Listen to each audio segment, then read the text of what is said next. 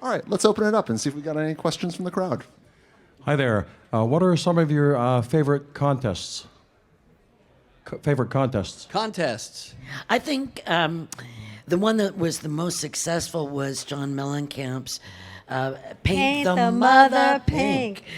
And Mark, you know the story of it a little bit better than I do, but it was on a toxic waste dump or something. Well, I mean, there was many components to the Paint the Mother Pink. It was a huge contest. We're going to give away a house to the winner. I went out in about Bloomington. In Bloomington, Indiana, his home area. And John Cougar. John Cougar at the time. I went out to do some pre-interviews the week before. BD, were you on this shoot? Holy crap, one of our producers from MTV back then. So we're wandering the town, doing color pieces, for the piece, interviewing people in town, and we were just hitting a sort of a dry spell one afternoon, and we didn't have anybody to interview. So there was 2 horses out grazing in a pasture and behind someone's house.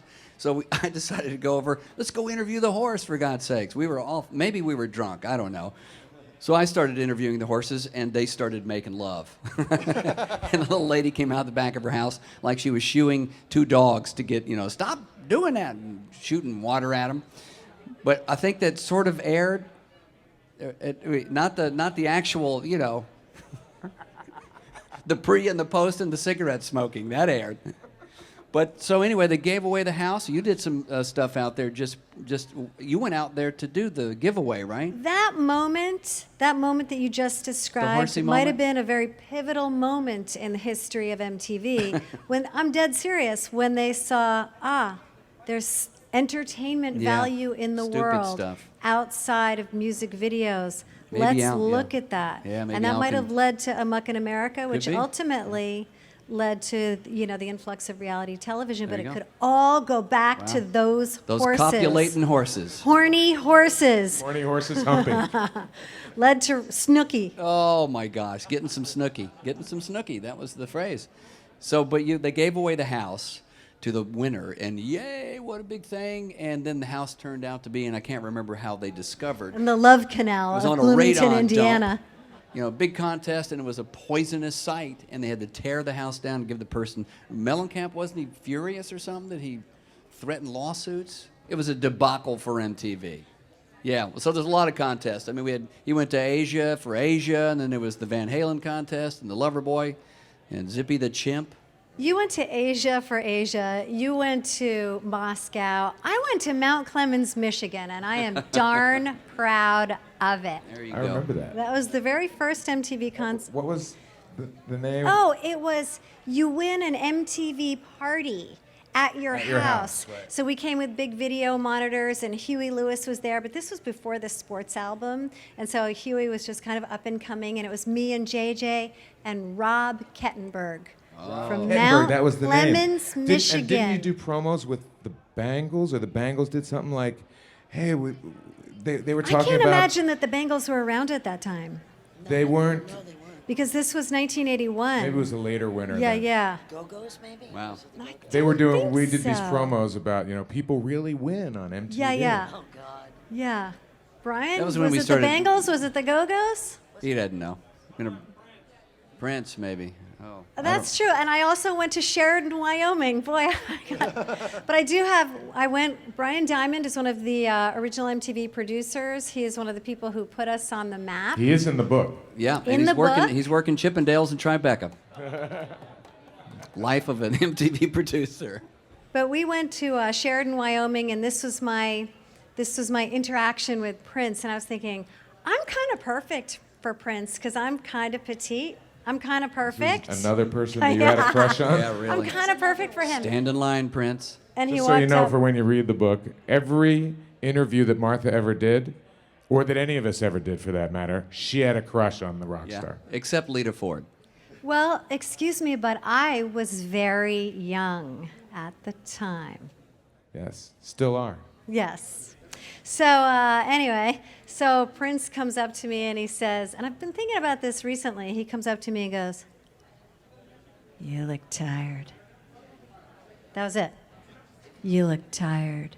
And I was thinking about that, and you know how somebody comes up to you and goes, "Did you feel okay? You don't seem like you feel okay." And you're like, I kind of thought I was like rocking right now. "Oh, cheer up. You seem like you're cranky." oh, really? Oh, no, I'm kind of bummed out. You know, so like when he goes, you look tired, it's like, I was thinking about that recently and going, oh, geez, that's not exactly a compliment. If I'd only been dressed like Vanity, I might be Mrs. Prince right now. Yeah, except those kids, those ever-present You kids. could have been his screwdriver. I'm your Do we- driver. Any more Be my questions? screw. Okay. Yes. Save us. Who was your most memorable interview, artist or, group, and why? Each one of you guys. I was a big MTV fan. Yeah. But you Well, guys were awesome. Yeah. For me, those horses you. in Bloomington just wasn't ever aired.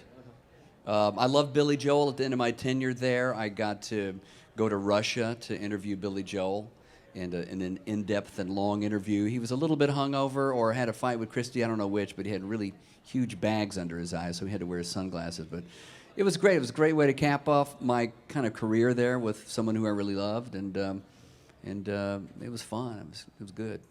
Billy in Russia. So many, Mark. So many. I mean, they say you don't want to meet your heroes, but I did get to meet a lot of mine, and mostly it worked out okay. I guess Springsteen, I loved interviewing Springsteen because he meant so much to me as an artist, and he was so eloquent and understated and just had a body of work that I just was such a part of my life that I was really excited to talk to him about it. The other end of the spectrum is David Lee Roth, who was a complete freaking lunatic, but was so much fun to talk to. That was like, you have the little cards with your questions. Yeah, screw these. When we started MTV, the #1 song, August 1st, 1981. Rick Springfield. Exactly. So, when I asked Rick not that long ago, what was your first memory of MTV? And he said, well, actually, you, Martha, because somehow, at that time, we had to beg artists to come down to 10th Avenue and 33rd Street and do this cable interview, and nobody wanted to. And somehow, the MTV execs got Rick Springfield to come down, and he said he walked through the door and saw me sitting there, and he was like, oh my God, it's a kid.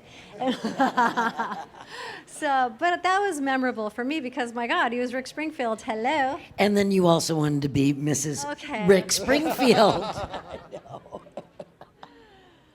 Actually, that reminds me of something that was so cute that Martha and I did one day. Remember, we had the our chalkboard. crushes. Yeah, we had a list that we made on a blackboard. We actually had our top 10 favorite crushes that we had. And the scary thing is, the only one that we agreed on was Pee Wee Herman. We had a crush. Both of us had a crush on Pee Wee Herman. I had like Ray Davies and I don't even remember who, Jim Kerr. You had David Lee Roth, of course, and I'm sure I would have had Corey and Hart Corey on. Hart. And then we have Pee Wee. We both love Pee Wee. These rock chicks are not smart. We thought he was intellectual. Wait, Pee Wee Herman? Yeah, when he wasn't Pee Wee, when he was Paul when he was Rubin. Paul Rubin. Right. And actually, Brian, who's standing over there, is my first introduction to Pee Wee because he used to do the Pee Wee Herman. I'm embarrassing him, but he deserves it. Suck it, man. Yeah. So Nina, who was your favorite? Hello. Yeah. Nina, who was your favorite interview? I would say, and the answer changes all the time, but somebody that I really love so much, I love Chrissy Hine. She's a good old Ohio girl. I grew up in Cleveland. She, of course, grew up in Akron. Straight ahead rock and roller, no BS. Just, she'll tell you what she thinks of you. And also, great animal activist. So she's definitely a woman after my own heart. All right. Any more questions? When did you guys realize that from this little cable show, when was the turning point that you all realized that, wow, this was something much bigger? When it kind of, I'm sure when you first got the job, you probably thought, well, this is just a job and a gig, and then soon it turned into something much bigger. What was that like?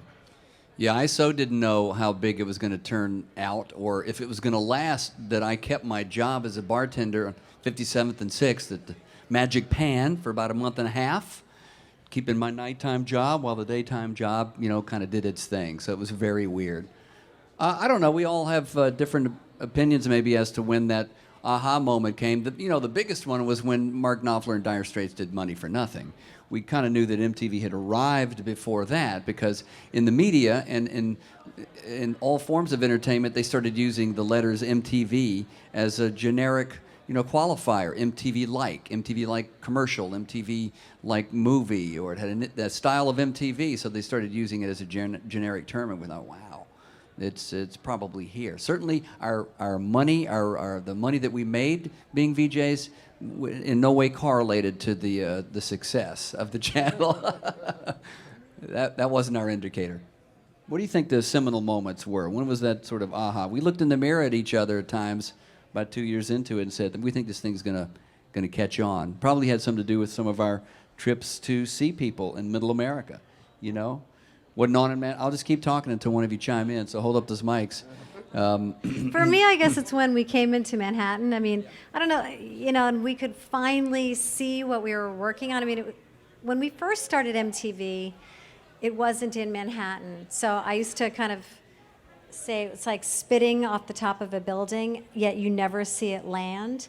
So when it finally came to Manhattan, we were all entranced by it. And I remember having my car waiting downstairs to take me to MTV, and I would keep it waiting because I'd be like, okay, one more video. Okay, just one more video. And I kind of got to see for myself, wow, this is pretty cool. I think we have time for one more. Yes, what was it like on the Monkeys Christmas video shoot with all four of them? Well, you can talk about that, but I don't also even remember that. Did that happen? Yeah. It was so good. I don't know if I have no memory of that. I don't either. Yeah, were we there? Were you are there? Sure I it was a don't Christmas know. Video? What? Yeah. Dressed as I Santa don't Claus. know. If I don't Nina, think so I don't because think you Mike were wasn't even in when they had the reunion. I was. No. I was definitely in it, and Julie Brown was in it as well. So I was gone from then. And so I don't look know. at that video, and it's really interesting to me because I was wearing, I can't imagine what I was thinking. I was wearing these red, like, sweatpant material overalls, and I had my hair in, like, this weird ponytail, and of course my hair was sticking out everywhere. And Julie Brown looked like she just stepped out of an expose video, and I was like, oh man, I should have done my hair. I believe they were overall shorts. Wow. Yeah, they were like, they came to like here. They were like overall knickers. It was very, yeah. Would you like to talk about your favorite Christmas song, though? If I had to go back to one day of the whole MTV career, I would go back to the day we shot the Billy Squier video, Christmas is the Time to Say I Love You. Yeah. Because to me, you watch that and just love pops out of the screen. Love of what we were doing. We And were each other. passionate rebels with a Anybody cause. remember Love for seeing each that video? other. Couple of people? Christmas is the time to say I love And it was so cute. And it was a nice moment for Martha and I because they had this script of everything laid out, and they had the stage directions for Martha. When Billy walked in the studio to look at each other and wink, remember we were like, going, oh. I read recently that Billy Squier like came up with that whole. He said he did, but I don't know. I thought it was before he even got into the studio. But he was quoted as saying that was all nobody his. knew what they were doing at MTV, so he True. directed it. Well, he certainly had some videos that he got some crap for. So later But on. that wasn't one of them. Army Tonight, The other yeah. was his own doing. Right, right. Ladies Great. and gentlemen, Thank you. the MTV VJs. Wow. Hey, thank you for being here. Thanks everybody for coming out. Yeah, Really, indeed. really appreciate it.